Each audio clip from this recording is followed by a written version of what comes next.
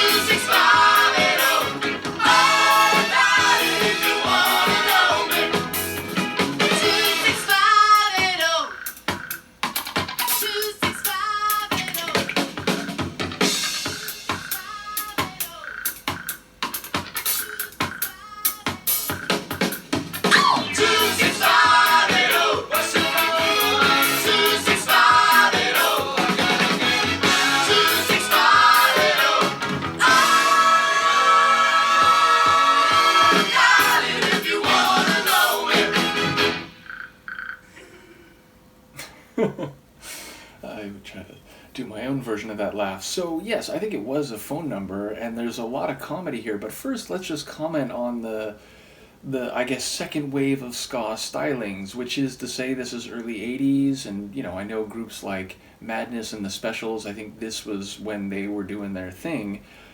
And it feels like this is maybe, you know, either an homage or maybe even a cheeky, like, lampooning of, but it definitely has some ska stylings, not only, you know, the sort of rhythm of it all, but the brass, obviously, sax, trombones, and then, of course, we got those keys, too, so, yeah, I'm a big fan of ska, going way back to, you know, like Prince Buster and the early stuff, on into the second wave. The third wave, which was big here in the States, you know, lots of ska punk bands, and even into modern times, people who watch my reactions to electronic music know that like raga tech and acid dub techno and so on, there are a number of genres that pull from like classic ska references and so on. So it's a music umbrella that finds its that my musical interest feature in a number of different areas. So yeah, I just love the sonic stylings of this one, and I was very much not expecting it. Although instantly it sort of was unmistakable from the way the track started. And again, I think there's a lot of comedy in it, which to be fair, bands like Madness and so on, there's a lot of comedy in their songs. And yeah, it sounds like a woman who like is smart enough to be doing other things, but is maybe working as a call girl. Maybe it's not that directly. Maybe it's like a call service where it's like a 1-900 number as we would call it here in the States. But the idea of the guy crawling out on his knees 3 hours later calling for his mom suggests that there's maybe more direct contact. But yeah, so the guy at first, he's like, by the park or whatever, he's like reading dirty papers, and apparently that's where he gets the number and calls her. But then again, I think there's maybe multiple suitors, for lack of a better word, who are referenced over the course of the song.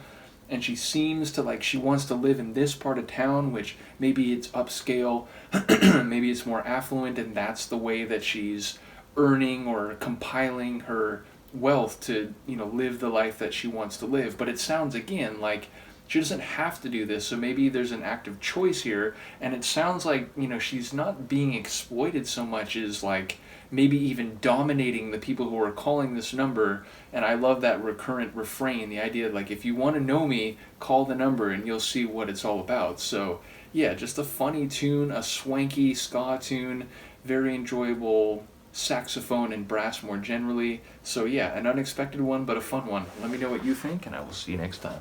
Peace.